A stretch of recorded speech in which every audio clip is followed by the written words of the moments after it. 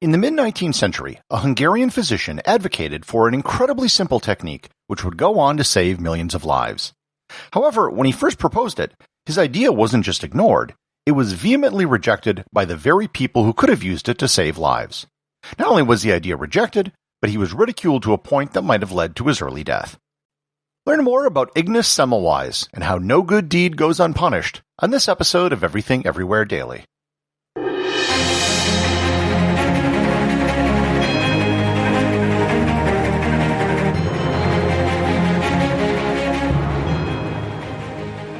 This episode is sponsored by CuriosityStream.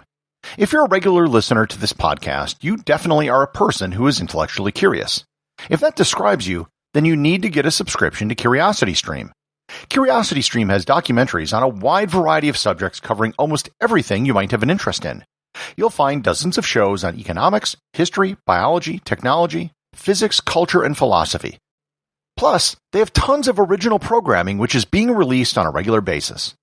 Best of all, you can get a year's worth of CuriosityStream for only $20. Not a month, but a full year. You can watch CuriosityStream on every major streaming platform, as well as on the web and via your smartphone. To start your subscription, just visit everything-everywhere.com/CuriosityStream. Ignaz Semmelweis was born in 1818 in the town of Buda, Hungary, which today is part of the city of Budapest. His family was ethnically German, and his father was a well-off businessman. As a young man, he attended the University of Vienna, intended to study law, but after a year switched to medicine. He received his medical degree in 1844 with an intent to specialize in internal medicine. However, he was rejected at the clinic where he wanted a position, and instead took a position at the obstetrical clinic at the Vienna General Hospital in 1846. Before I go any further, I need to explain the state of medicine at this point in history. The mid-19th century didn't have anything close to what we would consider modern medicine. The germ theory of infection still didn't exist, and many medical professionals still believed in things like miasmas and humors and would prescribe things like bloodletting to patients. Also at this time, the mortality rate for women in childbirth was significantly higher than what it is today. The primary cause of death was something called puerperal fever, also known as childbed fever. It was a disease that would strike women within days of giving birth and would often lead to raging fevers, putrid pus emitting from the birth canal, open sores in the abdomen, and finally sepsis and death. The maternity wards at hospitals at this time in Europe were primarily for lower-class women and often prostitutes. The deal was that women who came to the hospital could receive free care, but their care would usually be overseen by students as it was a training hospital. When Semmelweis arrived at Vienna General, it had two separate maternity wards that were run quite differently. One ward was run by male doctors, and the other ward was run by female midwives. However, the outcome in the two wards were radically different. The ward with the doctors had a mortality rate that was 5 times that of the ward with the midwives. The reputation of the doctor's ward was so bad that women would often cry and plead not to go there, and there were some that would hold off on their arrival so they could give birth in the street, as if they gave birth en route to the hospital, they could get the same benefits as if they gave birth in the hospital. Shockingly, women who gave birth in the street had a lower mortality rate than those who gave birth in the doctor's ward. This condition of high maternity hospital mortality rates was the case all over Europe. Semmelweis wanted to figure out why one ward had rates so much higher than the other. So he tried to isolate a variable in what the midwives did that the doctors weren't doing, or vice versa. The two wards had operations that were mostly the same, but clearly something was different. One of the first things he noticed was that the midwives made women give birth lying on their side, whereas the doctors would have women give birth on their backs. So he made the doctors change the birthing positions, and nothing happened. Then he noticed that when a woman died of childbed fever, a priest ringing a bell would walk through the ward. He thought that this may have increased stress levels, so he got that to change. And again, nothing happened. The problem also couldn't have been overcrowding, because the midwife ward always had more women than the doctor's ward. The breakthrough he was looking for came when one of his close friends died. His friend had been doing an autopsy on a woman who had died from puerperal fever when a student accidentally nicked him with a scalpel. Several days later, his friend died with symptoms very similar to childbed fever. What Semmelweis realized was that performing autopsies and handling corpses was something that doctors did that the midwives didn't do. There was something on the cadavers that was passing the illness to the women. He didn't know what it was, so he called it cadaverous particles. His radical solution to this problem is one that revolutionized medicine. His instructions to the doctors in the hospital were to wash their hands. Yep, that was his solution, and the idea which changed medicine.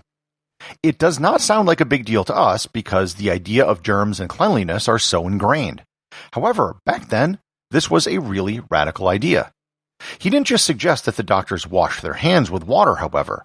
He recommended that they wash their hands with chlorinated lime. The only reason he suggested this was because it was so effective at removing the horrible smell from cadaver tissue. He didn't know how effective chlorine was as a disinfectant because he didn't know about germs. When the doctors implemented this hand-washing regimen, mortality quickly dropped to levels on a par with the midwife ward. In April of 1847, the mortality rate in the doctor's ward was 18.3%. The new hand-washing protocol was implemented in mid-May, and by June, mortality was down to 2.2% and 1.2% in July. Eventually, this was extended to washing all medical instruments, and childbed fever was all but eliminated in the hospital. The results were circulated to other hospitals in Europe, but Semmelweis himself didn't actually write anything.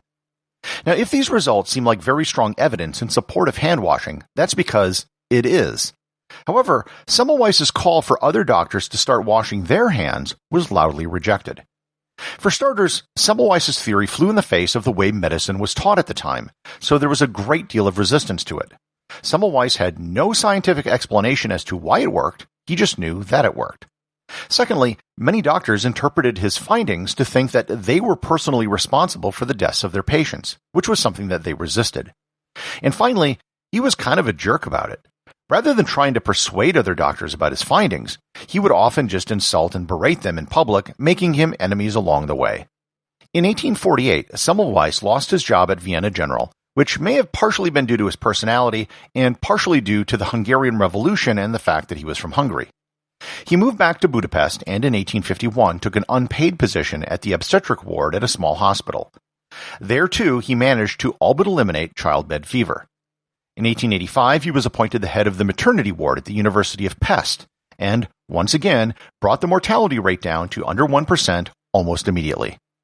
Eventually, Semmelweis became absent-minded, suffered from depression, and began drinking. He published a book in 1861 and attacked his critics publicly, often insulting them. He couldn't hold a conversation with anyone without the discussion eventually turning to childbed fever. His behavior eventually became an embarrassment to his family and colleagues. He was committed to a mental institution where he died 2 weeks later at the age of 47 from an infection he received struggling with the guards.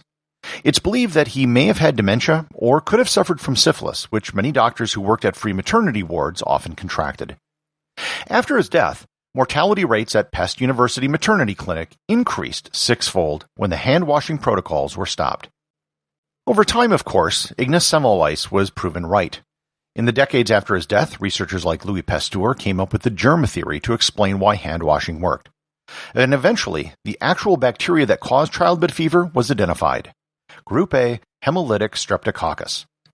Believe it or not, hand-washing is still an issue in some hospitals today. There are over 80,000 people who die each year in just the United States from hospital-acquired infections, and many of those could be prevented from improved hand-washing protocols. Today, Semmelweis is used as a case study in philosophy of science courses. The Semmelweis reflex is a name given to the tendency to reject new evidence or new knowledge because it contradicts established norms, beliefs, or paradigms. Today, his work in developing antiseptic techniques has been acknowledged and celebrated. There is a Semmelweis University in Budapest, a Semmelweis Clinic for women in Vienna, and the Semmelweis Prize is the highest medical prize awarded in Hungary. He has been on stamps, coins, and there's even a minor planet named after him. A film titled That Mothers Might Live won the Academy Award in 1938 for Best Short Film. It's a 10-minute film that's available for free on YouTube. What Ignaz Semmelweis did was science in its purest form. He identified a problem, tested different variables, hypothesized a solution, and then tested it several times. Yet his ideas were rejected because they flew in the face of what people believed. The lesson of Ignaz Semmelweis is that you have to trust the data, even if it flies in the face of conventional wisdom, and even if it's about something as simple as washing your hands. The associate producer of Everything Everywhere Daily is Thor Thomsen. If you'd like to support the show, please donate over at patreon.com. There is content only available to supporters, merchandise, and even opportunities for a show producer credit. If you know someone you think would enjoy the show, please share it with them. Also remember, if you leave a 5-star review, I'll read your review on the show.